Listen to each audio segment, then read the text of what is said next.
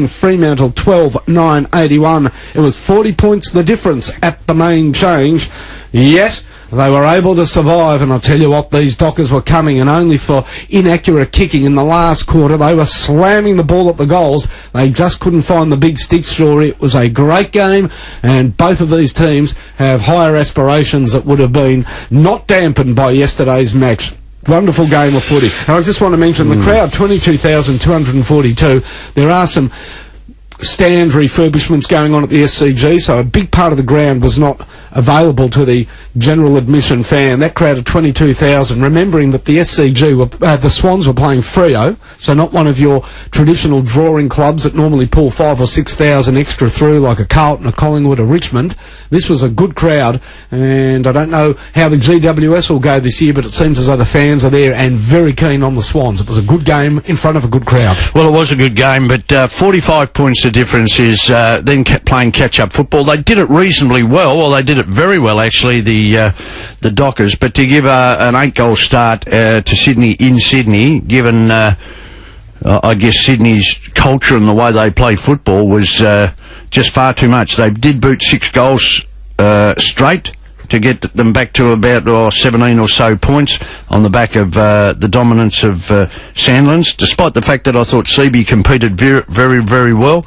Go back to the start of the game. I was at the SEN game. I didn't watch a lot of this game. I saw highlight packages, but the absence of Shane Mumford certainly had not the punters, but the actual supporters around me really clamouring for a chance for Fremantle. But that was stifled very, very quickly on the back of some dominance from, he's a good player, Kennedy. He is a real good player. And he, together with Watson, Thompson from Adelaide, who we didn't mention, Finey, but he is in wonderful form.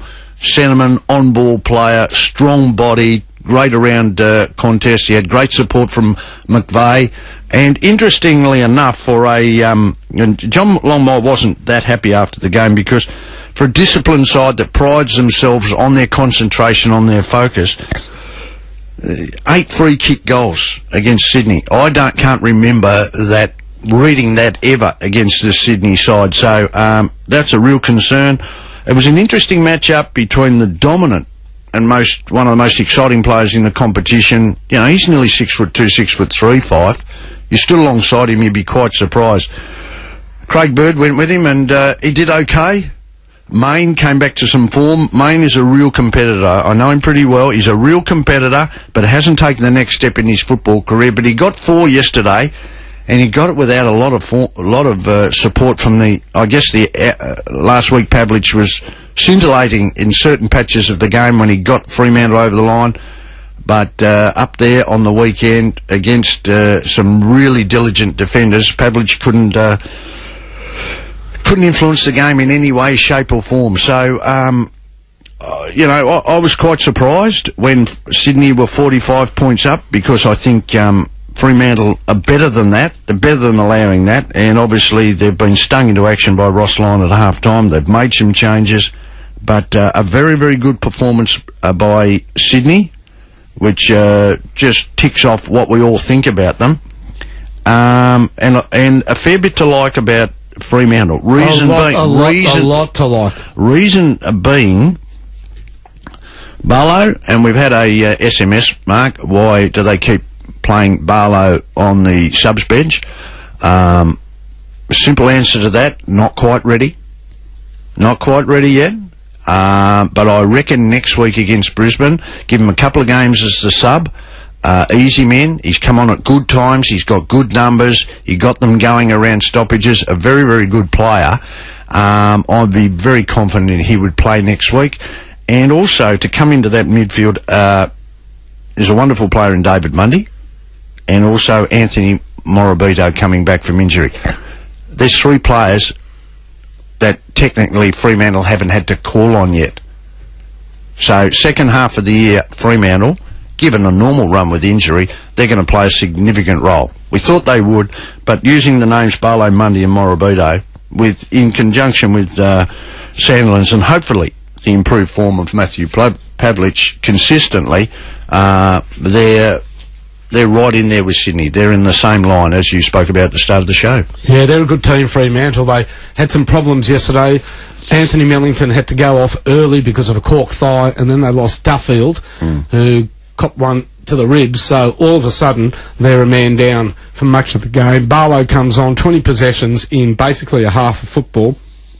Came on a minute before half-time. He's influential. I thought Mzungu was really good yesterday in getting them going in the second half. He's lively around the packs. You add Mundy to the mix. Morabito's a fair way away. Yeah, but the question that I ask is, how long for one footballer? That I know this about Ross Lyon, having followed him at St Kilda, and that is, reputation, name means nothing. If he thinks your time is up in football, you're going to get the tap on the shoulder. And I just wonder how long Adam McPhee has playing under Ross Lyon. He's a, he's a big body. He's a very physical presence, but he makes a whole lot of boo-boos in a game of football. I'm just surprised that, well, I'm not surprised, but I just wonder how long he has. They've got this young guy, Pitt, who's a very good footballer. He's a very good player, and the opposite to Adam, he's very skinny, as you know. But given those three blokes coming in, and Morabito on Monday's ability to run through the fight, I'll tell you something about Adam McPhee. When he first came to Essendon from Fremantle, he came in quietly, he did his job, and he played on a half-back flank, and he was extraordinary, Mark, and one of best and fairest in a reasonable Essendon year with some very good players around, a best and fairest. He then got moved into a midfield. He probably sees himself, how do I say this, not in a big-headed way, but very confident in his ability to play other roles, particularly through the midfield. I probably disagree with that assessment, because I reckon you build your game based on your strengths. Attacking halfback, could do a job, gave great run, great speed, and then, no, I want to play midfield, I want to play forward. It's just jumped out of me that it's coincided, Mark, with his moves to other areas on the ground, and maybe that's with his great confidence in himself to make a difference in other areas of the game, which I don't necessarily agree with. He can play the third tall very well. He is an accurate kick for goal, but you're absolutely spot on. He sort of lost his positional way a little bit in AFL football. He plays roles. We know he plays roles. Mark Harvey did use him in some in a tagging role last year. I think he did a pretty good job. I think in one game against Chris Judd. His strength is, yes, he has the capacity to play in the three areas of the game. Those people, the three areas of the ground, those players are very, very important. His best football, his most consistent football, half-back flank. Now, big thumbs up to Neil Cordy, because it would be easy when your stats read 19 possessions, 3 tackles, 1 goal, 7 clearances, 54 hit-outs, to just automatically include somebody in the best players. Yet he has named 5 best players for Fremantle, including Barlow, who came on just before half-time, and hasn't mentioned Aaron Sandilands. And neither did you? No, neither did I. There you go. Look, he just wasn't influential. In fact, Seaby, who had 18 hit-outs, probably had, of the 10 best hit-outs of the day, and on any given afternoon or evening of football, you're lucky to have 10 hit-outs, unless Nat Nui's playing. You're lucky to have 10 hit-outs that open up the pack and are to clear advantage of your team in terms of setting up a scoring opportunity. Yes, you can hit it to a player, but you very rarely get the pack-busting tap-outs all afternoon. Yeah. And of the 10 best hit-outs of the afternoon, CB probably owns 7 of them. So I'm not saying Big Aaron played a bad game. Far from it. And given that he's coming back from that foot injury, and we weren't sure whether or not he'd be 100% right, the great news is he rucked for almost all of the day and was fantastic. I've got to say that for 54 hit-outs, they probably didn't get the net result that you'd normally think you'd get with 54 hit-outs. Zach Clark's an interesting one. This Fremantle second ruckman, who'd be a very good ruckman at most clubs, he's left up forward. Now, he flew ridiculously a couple of times yesterday. In fact, he got higher probably than any player has got this season. The only problem was the ball was not within the vicinity. I don't know where he was jumping. I don't know whether he saw somebody in the second tier of the grandstand, but he was up and at them, and why, I do not know. Still, he took a couple of great marks. He's got a lot of ability, this Zach Clark, so they've got to work out how to use him. Freo were good. Just on Sydney. Why are they good? Hang on. I was at the Essendon game. You watched this game pretty closely. You're 8 goals down. Why are you good? What was wrong? You're 8 goals down, the game is over. Okay, great comeback and all that, but you know, Finey, 45 points, why? They were caught. Now they do have an issue. Yeah. They were really caught out by the speed of Jetta in the Sydney forward line. Their back line read a little bit big. You've got McFarlane and Zach Dawson there. Yeah. They're probably both big key defenders. The drop of the ball work was being done by Greg Broughton. He's a good clean-up player, Greg Broughton, but again, he's not super quick. And I think that they were caught a little bit size-wise. So just a warning for Freo, when you play the likes of Carlton with that very lively forward line, Hawthorn with Cyril Rioli and a number of other players that will go forward at the drop of the ball, they do need to be better prepared for that. Matt de Boer played more forward than back. Maybe he needs to get back into the back line. Duffield got injured, you said? Duffield got injured. He was going to provide some of that sweep out of the back line, but again, maybe some of the drop of the ball pressure as well. Nick Lower is on their list. They might need to have a look at him as a lockdown player for a small in the opposition forward line, but they were a little bit big back there, and when the ball was getting whipped in quickly, they certainly were a little bit too heavy. And Sam Reid had a great game, right? Yeah, he was good, Sam Reid. He was good, not great, right. He's kicked 3 on McFarlane. Yeah, he was good. They've got an issue there, haven't they, really? Because you know Zach Dawson better than I do. He has been used as a pinch hitter up forward in extreme circumstances. But he's a full-back, full stop. There's no doubt Luke McFarlane, although he can play at centre-half-back, is an outstanding full-back.